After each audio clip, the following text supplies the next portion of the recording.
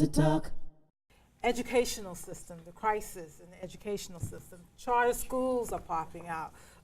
People want to go across town. Private schools, people are standing in line to get into these private schools or charter schools to have a better education. Grafina, you are an educator. Yes. Do you think there is a crisis in the educational system? Well, I definitely think there's a crisis in the educational system. Mm-hmm. It's happening on many folds. For example, the constant testing, the Oh, standardized really? testing Wow. that children are having to be subjected to, test prepping. If you're test prepping for practically 6 months or 7 months out of the year, where are you really getting all the teaching from? Mm-hmm. The closing of the vocational schools and this big push that all students have to go into college. Mm-hmm. I'm a product of a vocational school. Mm-hmm. So where are those tradesmen that we need? The carpenters, the electricians, the people that, you know, fix our airplanes and our automobiles.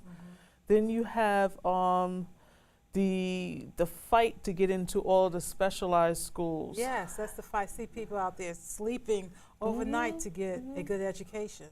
And to be honest with you, you know, research has shown that the charter schools, after the money is done and everybody's like finished having the brand new stuff, is on the same playing field as the public schools. Wow, isn't it something? Please call in, you, the viewers, 212-757-1393. That's 212-757-1393. What do you think about the educational system here in New York City? Not just in New York City, but around the country. Is that somewhat of a fair statement to say of the closing of the vocational schools? Because the competition is getting really rough right now. You have these outsiders that are coming in, well, not so much outsiders, but people other than the United States that are packing with PhDs, MBAs. Yeah, not just the BA is not cutting it anymore. What do you say about that? Well, if you look at the whole structure of vocational schools, there's been this like discrepancy that says that vocational school is only for people that can't make it academically. So it's this fight up in Albany that says, oh, you know, we're pushing the slower kids into the vocational schools, and that's why we need to shut it down to show that all people can go to college. But there are individuals that just have that knack for creating stuff out of wood, or to building buildings, and or fixing airplanes, where the vocational school would be the thing that would help them stay in school, engage them in the studies. And then there are going to be those individuals that are going to want to go into the sciences, that love to be a doctor, that deals with, you know. And that's years and years of school. So you agree with that, Lindsay? Oh, absolutely. And I'm very, first of all, I honor teachers. I think teachers are just the salt of the earth and are all about service. The real teachers who do the real work are about teaching kids. That's what they do well. That's a gift. And I think a lot of teachers are being put under a lot of unnecessary pressure. I'm sorry to hear that. But people like Grafina are obviously, you know, championing the cause, you know, closing down schools right away. All the schools that are being closing down. It's just closing down really fast That's and all productive. about. We have a phone call. Caller, you watch SISTAH Talk TV show. You are on live. What do you have to say?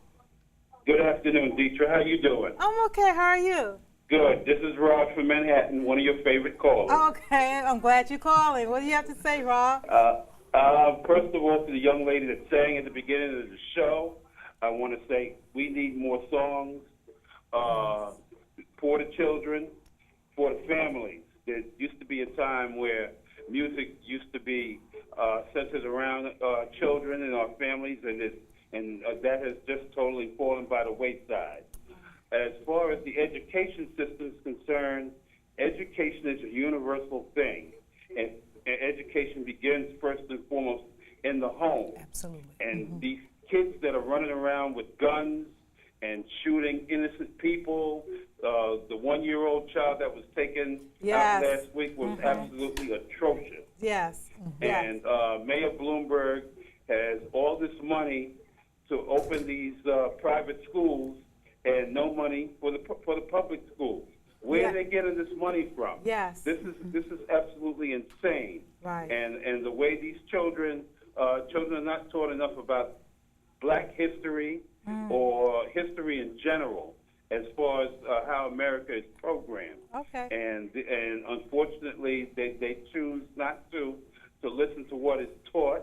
And we need more public schools instead of closing them down. All right, Raj, we have to money move that on. they're putting in there, they should put the money towards the public schools and leave these charter schools alone. All right, thank you, Rod.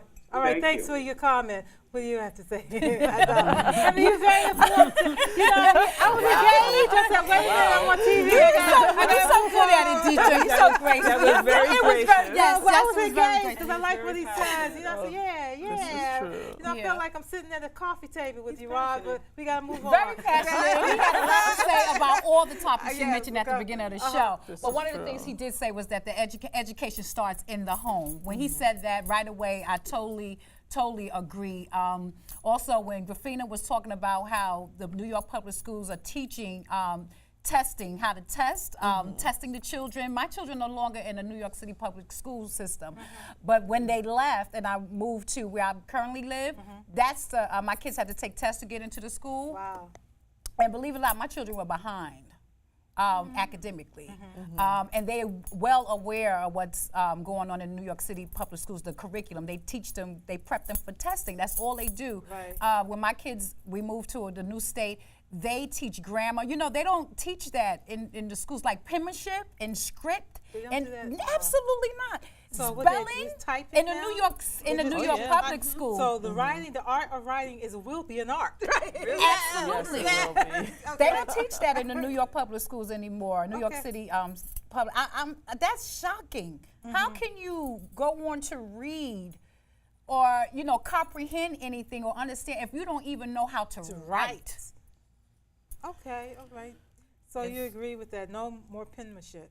No, they don't teach script anymore. It used to be something that was taught during the elementary school years. They stopped that too. They stopped so teaching how do people? script. How do they But communicate? also, I'm sorry, going back to what the gentleman said, the education does start in the home because when my children went into school, they knew how to write their names and they knew their ABCs. They already knew how to do that. So that is something I believe children should know how to do when they walk in Okay. to school. And we I shouldn't really be discouraged. I mean, exactly. We should be able to pick up where sometimes the school leaves off and just be able to follow through in our own home. Well, But you know- well, go ahead. I'm sorry. But the problem that's happening is that, at least when I was growing up, you had more time with your children because you either had one parent that was at home and another parent working. What we're seeing about to now say is that, is the double household working, and then dealing with the stress of having not enough money, or dealing with the stress of having younger parents that really don't understand the infrastructure of having to stay at home and work with your children.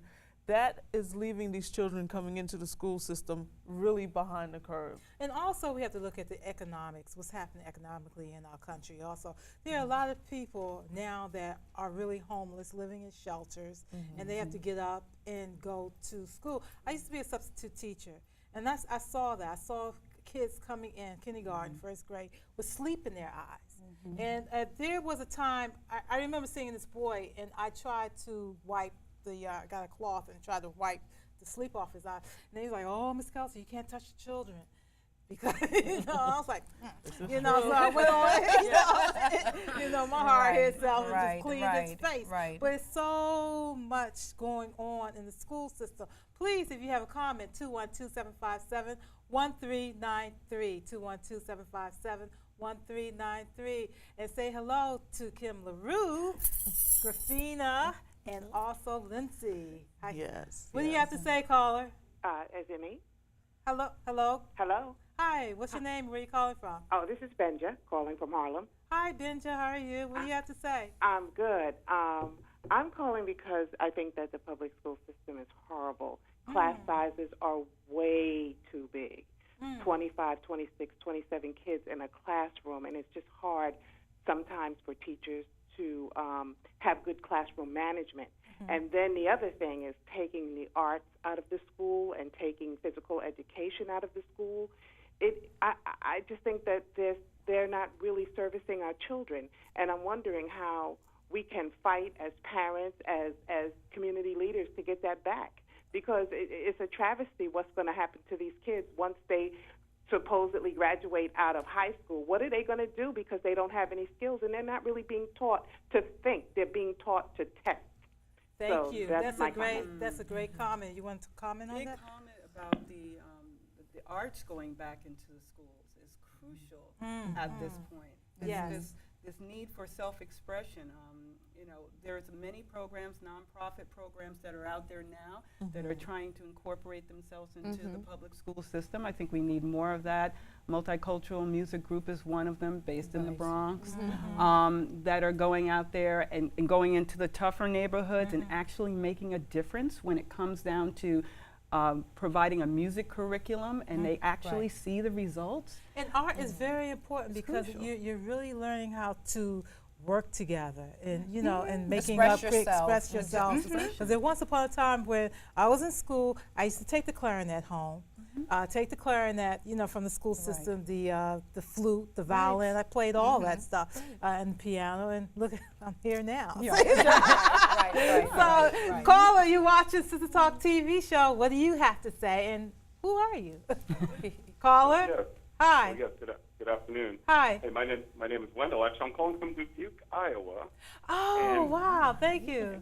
And I have to say, I have to admit that, yes, Lindsay, I love you. Actually, she's my sister, and it's great to see her on TV. It's great. It's great hearing from you. And you all are covering some great topics. I wanted to talk about Danisha, Lynn, by the way. Hi, Wendell.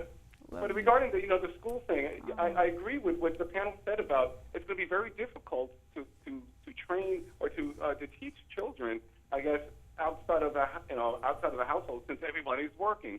Now, I was wondering if are there such things as co-op schools? Is that legal? I mean, can you actually, for people that are working, for parents that are working, are there people who can afford or love teaching that much that can take a neighborhood of kids or community of kids and teach them, even outside the education scholastic environment, but teach them other things about critical thinking and arts and things Critical like that. thinking, Are there yes. schools like that? I'm just curious. You know something? I don't know. What do you? I don't know, but there's something called homeschooling. You Yeah, know that's what I'm what I was saying? thinking of when he said that. Right, because I remember when Benja came on. Hi, Benja, that's you. And she was saying, the crisis and what's going to happen with our children. I think this is the time that we have to pull together. We have to become more communal. Because we're going to have to teach our own children, and we are more than capable of doing so, and qualified, Yes.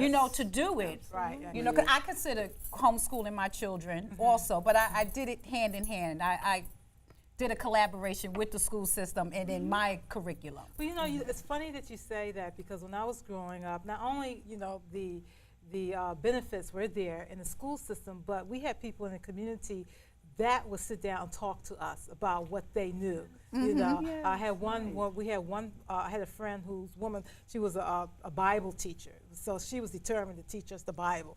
I had another friend who just loved to read. It is all, he would just talk to us about this book and that book. We don't get that anymore. And I think it's because that we just don't have time. And that moves me into social networking. Well, Go ahead. The social networking. I mean, thank you, Wendell. I love you too. He's an amazing brother. He really is. I have two brothers. They're both amazing. An amazing mom. My father used to talk about how, in his time, he's an ancestor now, but he spoke of how on Saturdays they would go to the schools or someone's home, and they would do group teaching. Yeah, on I had Saturdays. that, And that was what, in the 20s and the 30s? Now, if they can do it back then, I know there's a lot of things different now. Right. It's changed. When you said, no, we don't have the time, that just made me so upset, because when you have children, I know it doesn't always happen, but when you have children, you have to make the time. You have to find the time. There's just no not having time. I understand people have to work, they have to do what they have to do to make ends meet. But when you have children, you're talking about making a huge sacrifice. Even money, right? And a lot of times, I have been around parents, you know, and I do commend you teachers. They expect the teachers to raise them, teach them to do everything. I was a substitute teacher. I know. It's impossible to, you know, hold that teacher accountable for your child's education. Like that's your responsibility first. Right. But you know, go ahead. I'm sorry. Okay. Go ahead. But you also have to realize too. We're excited. We're having a generation of older adults handling younger children, whereas the younger adults that are having these children aren't capable or equipped mentally or emotionally to handle their children. So now you have grandparents doing it. And the grandparents are like at a loss because they don't really understand the social media. Okay, There needs to be programs that are set up for them to help them as well. Okay. But what I'm finding out is that even with like my daughter and her peers, if I want my daughter to succeed, then I have to have her peers succeed as well. And you have to be geared. That's it. That's where it was. Come here, helping them. come here, y'all. Sit down. Right. Sit down. Listen. But you may not digest it now, but later on it'll come back to you. Yeah. Grafina Blake, okay? Miss, because the black is getting okay. I just want to call you Miss Blake because you're an educator, you're a teacher. What do you teach? I teach English language arts. Okay, you teach at an alternative school. Yes, I do. Tell us about that. We teach children that are suspended from their regular schools. And they come to our site, and we are providing the academic services that they would be missing at their school. Okay. Do you find it a difficult job because they have been kicked out of the regular school? So they have all these the usual suspects in one room. You know? Yes. Hate to say it like that. It was very difficult last year because a couple of sites had closed down, so we were having approximately maybe 40 to 50 kids every day. Wow. It's difficult because the children aren't kicked out because of the academics, because they don't understand reading or writing or arithmetic. They're kicked out for the emotional behaviors, and these emotional behaviors are happening because of their environments. Right. So we had a high percentage of students that were in shelters. Yes. Coming to the site. We've had quite a number of children that were suspended because of sexual practices that they did in school, which I don't even understand why you would suspend somebody for that, because that's a cry for help. That means, I need somebody to help me and talk to me about some issues that I'm having. So the regular school is not equipped to handle that. Are you, where you teach at, are you all equipped to handle that? Yes and no. Okay. I would say that we need more psychologists, maybe even psychiatrists on hand. But the way the DOE works is that their focus is the academics. Okay, focus. Fortunate for me, I'm with a staff where we all pitch in and try to help and work with the kids. And what we find is that we have children that want to stay with us instead of going back to their home school because they're getting that individualized attention. You know, when I was a substitute teacher, I realized that children want to learn, they want to be loved, and they need a leader. They are followers at that point.